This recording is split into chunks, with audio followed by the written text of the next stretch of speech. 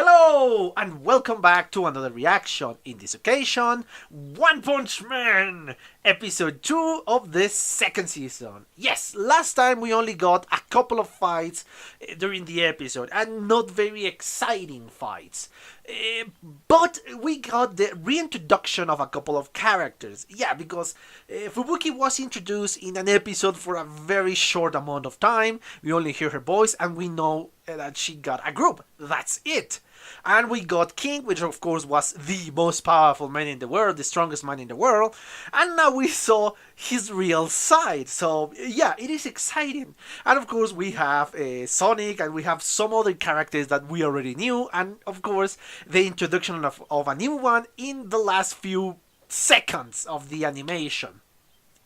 So yes, I want to see, the excitement part for me is to see these new characters in the anime, because yes, I know them from the manga. The manga, I'm a manga reader of One Punch Man. So yeah, my excitement was to the reintroduction of these two characters and the extra character that I wasn't expecting to meet in this first episode. Obviously, that is my excitement, and I want to see if what I think is coming. We're going to see quite a spectacular fight.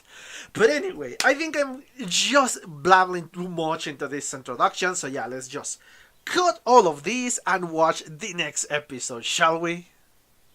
Okay, I'm back. I just watched a second time the second episode of the second season of One Punch Man. Yeah, we gathered a little bit of information, especially for those who haven't read the manga. Yeah, they gave a lot of information about the Hero Association, how many members there are, and all of that. So yeah, it was kind of interesting to see, and honestly, it was a good thing to remember, because I did not remember how many members there are. There are less than 1,000 members on the Hero Society, a little bit above, I think, 500 or less than 500. I'm still not sure. Anyway, yeah, we kind of start just in the same place that we finished last episode.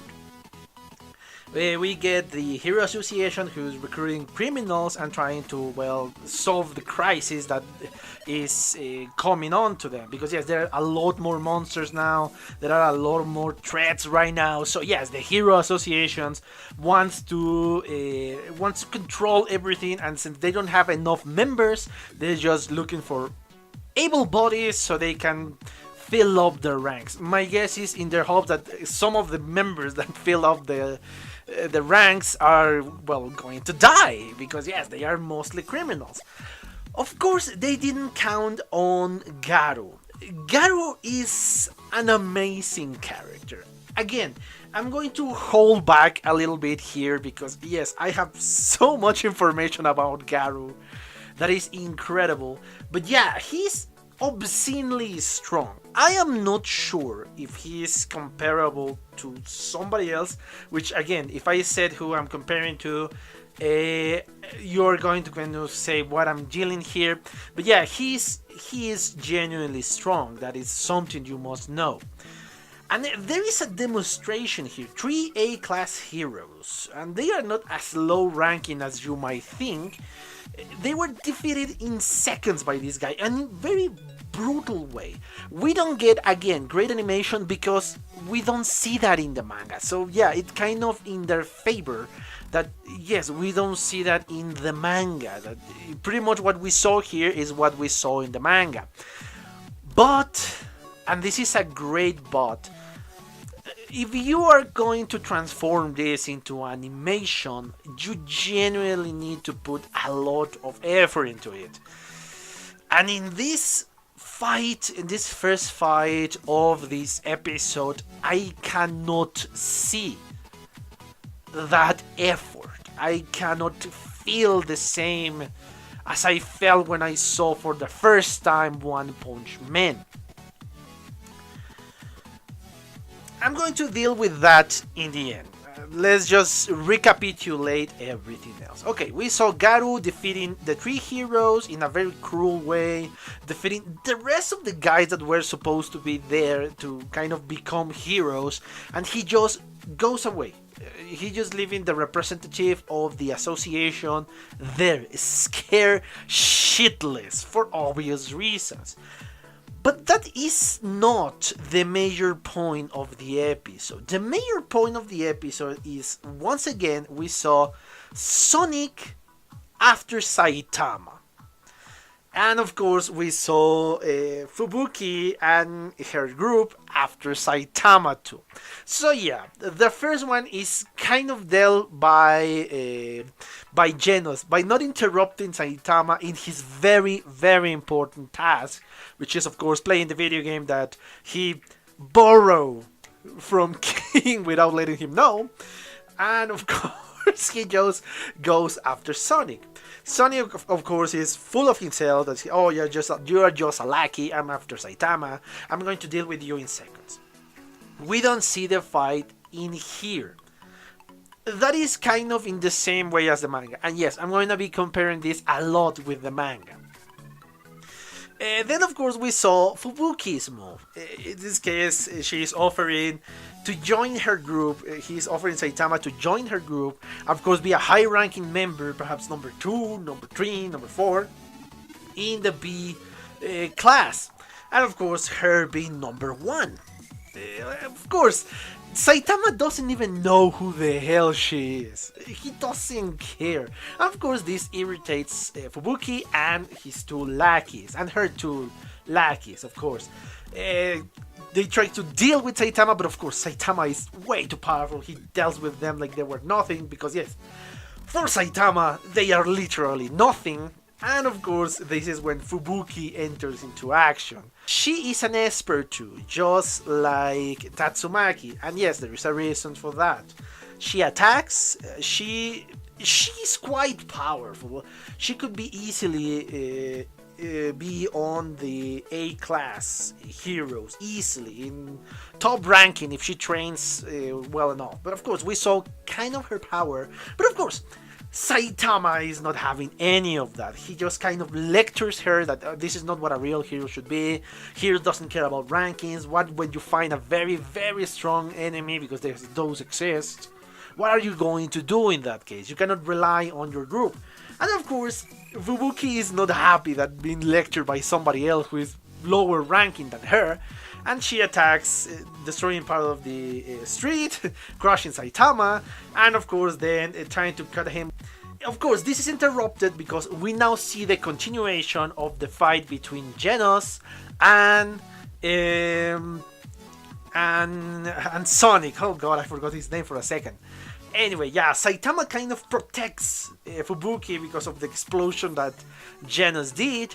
And yeah, Genos recognizes her and say, oh yes, you just try to crush the newbie, in this case Saitama, and it didn't work. But of course, Saitama explained what it really happens, and of course, Fubuki is surprised because how Saitama, a B-class hero, could be talking so casually with an S-class hero.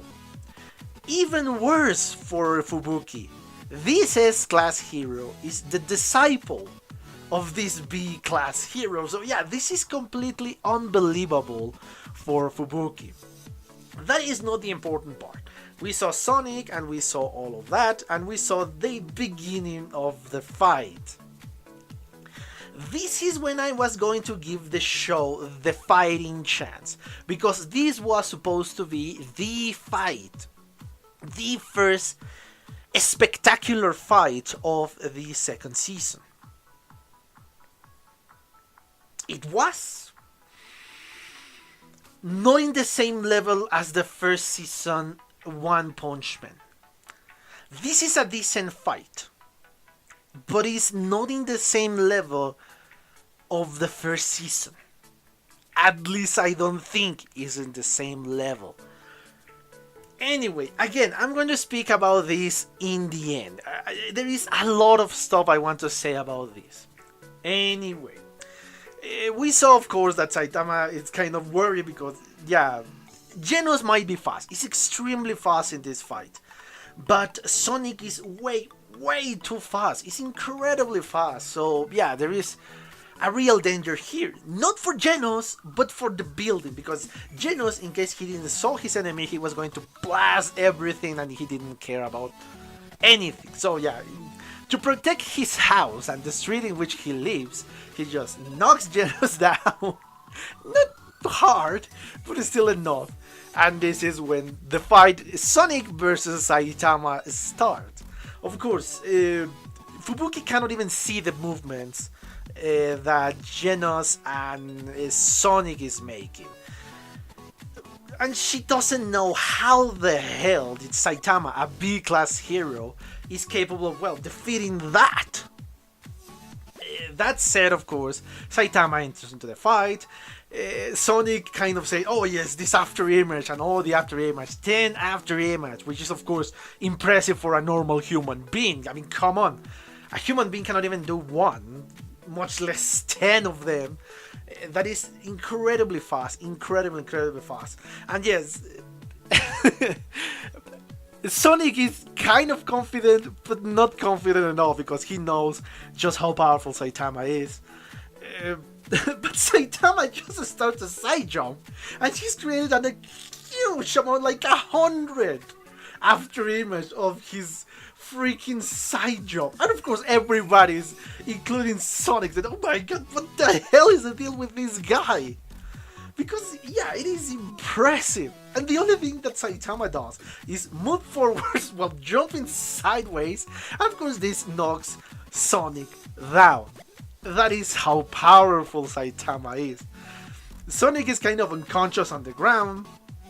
Nothing else happens there. Actually, in the manga, you kind of see disappearing for a moment, and Sonic is gone. He's just gone. He doesn't die. He's just gone. That's it. And yeah, they return to the apartment, and we kind of saw the story, the background story for Fubuki, that she was not the most intelligent one, the strongest one, not even in her psychic powers is the strongest, because there was always above her, in this case her own older, let me remark that, older sister, Tatsumaki. Yes, the number 2 hero is the older sister of Fubuki, in case you didn't know. But of course, you already knew, thanks to the freaking anime. Anyway, yeah, we saw that, and we understand that yes, Saitama, again, Fubuki is still treating him like a B class. Yes, a very strong B class, but a B class nonetheless. And start to say, oh yes, you might be strong, but if you want to move forward in the ranks, you need to be stronger, because even among monsters, which you kind of are, there are monsters among monsters. And she speaks about, of course, her own sister, Tatsumaki, King, of course, she doesn't know the secret. She's speaking about Silverfang. She's speaking about several, hell, even I think she includes Sonic, and of course she includes Blast, the strongest of the strongest, the number 1 hero, which nobody knows how exactly he is. Nobody knows, not even in the freaking webcomic he has appeared really full frontal and attacking. We know nothing about Blast. Anyway, we get that, we got the freaking chat, and of course Saitama doesn't care either. He's just reading another manga, in this case Sunman, and that is a reference to one of the other mangas. I don't remember if it was serialized or not, but yeah, that is a reference. But what it really reminded me in that moment is of a meme of Saitama holding his cup, and of course the face that he's doing, and the face of the cup is the exact same face. That is exactly what it reminded me. It's pretty funny, because I really try to hold back my laughter when I imagine that. Anyway, we got that kind of bit of information. And of course, we receive a little bit more of information about the rest of the heroes. The 4 top class heroes, the 4 A class heroes. 3 of them are disciples of the Atomic Samurai, which are really strong. These 3 dudes, and yes, those are 3 dudes. They are pretty genuinely strong, and of course we have the strongest of the Class A hero is handsome Kamen Mask, Amai Mask, not just Kamen Mask, Amai Mask. And this is the guy that kind of say, oh yeah, sure, put Genos on the S class. That is the same guy, and he's genuinely strong. He's not a facade. He's not just somebody who just. He's not like King. He's genuinely strong. And we saw that when fighting the monster. That looks pretty spectacular. I think looks better here than in the manga. Finally. But anyway, yeah, we saw that, and yeah, that's why she doesn't want to, because she wants to be the number one, and she wouldn't be able to be in other class than B class. Of course, C class is way too low, and of course B class is kind of ideal for her. A class is impossible for her, and of course S class is impossible for her. Anyway, she's kind of sad, and that's why she kind of creates factions. But of course, again, Saitama doesn't care. And this is another shocker for Fubuki, because yeah, we received the visit of King. And let's remember, yeah, for us we know that King is pretty weak, but for the rest of the world, they believe he's the strongest man on earth. So yeah, that's kind of intimidating for somebody as Fubuki to see I think it's 7S class hero, if I'm not mistaken, entering into the House of Heroes and speaking so casually with Saitama, especially about video games. So yes, it is genuinely casual. So she's very impressed, and she starts to think that maybe I can join this group.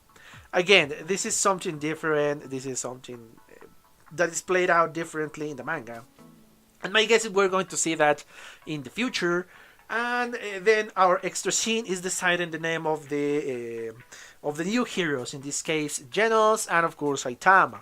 Genos receives the names of the Demon Cyber, which of course is Blossom, and it's kind of cool. But the name they gave Saitama, the Cape Baldy, if I'm not mistaken, yeah, a little bit kind of not fitting with what Saitama really is. That was the extra scene, and of course we saw how Garu is beating the crap of one of the tank top. There are a ton of them. I just need to clarify this. There is a ton of tank top heroes. Of course, the most powerful one is the S-class hero, the tank top master, and the rest are kind of lowering and lowering. Yeah, but there are a ton of them. I don't know why one is obsessed with tank tops. But anyway, yeah, we saw that, and we saw that Garu is really a very dangerous hero hunter, let's say. Now that we saw the anime and kind of the synopsis of the episode, I must speak about the animation quality.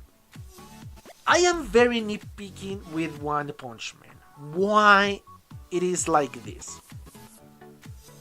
One Punch Man is, if not my favorite, among my favorite animes of all time. It's genuinely my favorite or among my favorites. Season 1 is such a masterpiece. It's such a jewel in terms of animation and in terms of story and how it was paced. That is pretty hard to follow that up. Especially the way that the story is being followed in the manga. What I assume is going to be the second season of the manga. It is going to be very, very hard to compare season 1 and season 2. But if we reduce everything, because yes, we have met, season 1 is to kind of present the characters, present Saitama, present Genos, present Silverfang, present kind of the hero world and the hero association, which again, it did a masterful job at doing that. The second season we have established characters and we need to present a few more. King was presented in a very good way because that is how King really is. Fubuki is presented in a neat way, again, because that is how Fubuki is. But the problem I have is, again, with the animation. It's not as good as the first season. Again, just in the first episode of One Punch Man, the first one, of season 1, what we got were spectacular fights. We have the fight against Vaccine Man, the kind of that looked like Piccolo. The fight against the crab monster. We don't have the OP Saitama there, which makes it a very, very exciting fight. We have the fight against the two brothers. Well, the giant brother, and because, yeah, technically the brother killed his own brother. If we count, we have the fight against the car monster, which is of course pathetic because Saitama just beat him pretty easily. And we have the best fight of the episode against the underground monsters, the underground people. We got fights in the first episode, and I don't think in these two episodes we have a fight that has come close of what we saw in the first episode in the last fight of One Punch Man. I don't think so. In terms of animation, the animation of the first season is off the charts. It's that good. Genuinely, and this is something that worried me. If you check my kind of history of One Punch Man, it all happened. It all begun. That's what worried me, because Madhouse knows how to make a dynamic animation, even within the budget that they did. Because again, they didn't have a spectacular budget for One Punch Man Season 1. It was the standard of the industry. But Madhouse is that good at making these animations. This dynamic animation. JC's stuff is not. And you kind of see that. Yes, you kind of see glimpses of a spectacular animation. You see this hint of amazing animation. You just kind of see it in the fight between Genos and Sonic. But it's not as good as what I think Madhouse could have done. It's a little bit disappointing. Yes. It is a bad animation. No. Again, if you compare it to One Punch Man Season 1, yes, it's subpar.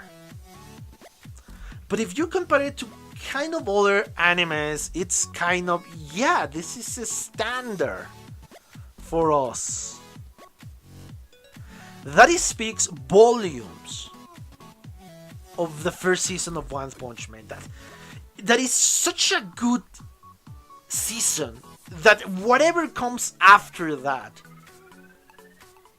was either going to look like the standard or was going to look subpar. That's the problem with One Punch Man. His first season is so good, it's so spectacular that yes, the standards for this anime are way too high. Perhaps this animation in any other anime was, oh man, this is a spectacular, pretty nice, and so many fights. But for One Punch Man, you kind of say, okay, but we have better before. And in that topic, I kind of hold back in the last episode because again, we didn't have a lot of spectacular fights, especially such a dynamic fight. This was the first opportunity. And it kind of let down. Again, we just see glimpses of a spectacular animation. But it's not the same. Now, in terms of the sound mixing, now that is when it shines.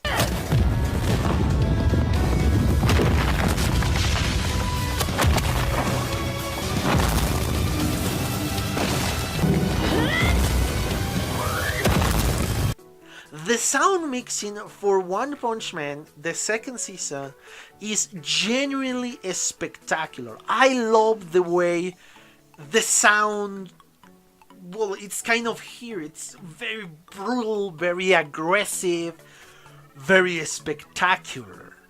Yes, when we hear punches, mechanical punches, when we hear how not Tatsumaki, Fubuki kind of attack, the sound that is in here is genuinely good. It's not just good, it's freaking amazing. The sound mixing is amazing. Now that's when JC's stuff really shines. So yeah, that is a positive note that is kind of slightly above the first season of One Punch Man. The sound mixing. Now, another major change for between season 1 and season 2. The opening. I'm sorry, but I do not feel the same fizz with this new opening if I compare it to the opening of the first season. I feel terrible for saying this, because I'm criticizing One Punch Man, but it needs to be said. The opening for One Punch Man, the first opening, is such a spectacle in every single way. It gets you hyped for the action. It shows you that how powerful Saitama really is. It kind of shows you some of the characters, but not in depth. You just see Saitama destroying everything on his path, which is what you want in this anime. You want to see Saitama, yes, you want to see the struggle of the rest of the heroes, but you kind of want to see how Saitama is going to destroy the enemy. And this is not shown in the opening. And the music, yes, it's energetic, yes, it's brutal, but it's not the same. I'm sorry, but again, I hate doing this, but it's obvious that I have to compare it with the first season. The first season opening is just another masterpiece. Again, One Punch Man season 1 is lightning in a bottle. That's it. It's lightning in a bottle. Pretty hard to recreate. Impossible to recreate. What I'm saying is impossible, because every single aspect of the animation was great. The opening was spectacular. The music fits so perfectly for One Punch Man. The video, the opening, the imagery in the opening was just spectacular. It portrays everything that was One Punch Man. The animation was better. It was this masterpiece. One Punch Man Season 1 was this masterpiece that I highly doubt we're going to be able to recreate. It pains me to say this, but One Punch Man Season 2 is not in the same level as Season 1. It's not. I am going to keep watching it, yes, because it's a good anime. It's not a bad anime, it's a pretty good anime. It's a great anime. And yes, everything that I have said kind of projects something else. That, oh, this anime is terrible. But it's not the case. It is a great anime. The only problem this anime has is that it's the continuation of One Punch Man Season 1. That is his only drawback. If it was his independent anime, if he has nothing to do with One Punch Man, this will be great. It's unfortunate that it's a One Punch Man. And the standards that One Punch Man created were spectacularly high. That's the major flaw in this anime. I don't think I'm going to do this every single week, every single episode, because this is kind of a one show, one moment. because yes, later on I'm going to try to analyze some other stuff, but this needs to set. I was holding this back in my previous video of One Punch Man, because again I want to give it the chance to reach this fight between Genos and Sonic. It reached it, and yes, that was my conclusion. Anyway, if I still speak, I'm gonna repeat myself. I really exhausted the topic of this episode. I hope you enjoy it, and again, it's not a bad anime, it's a great anime. The problem is that it's the continuation of One Punch Man. Anyway, I hope you enjoyed the video, and yes, I only have to say thank you for your attention, and see you on the next one. Bye! Okay, I hope you enjoyed that video, and yes, thank you so much for your attention, guys. As always, if you want to leave a comment, that will help me a lot more. If you want to give me a like, that will help me even more to get on the top of the recommendation for YouTube. And if you want to share this video, that will help me even more. So yeah, thank you so much, guys. Thank you so much, guys, for your attention. I hope you enjoyed the video, and yeah, see you in the next one. Bye.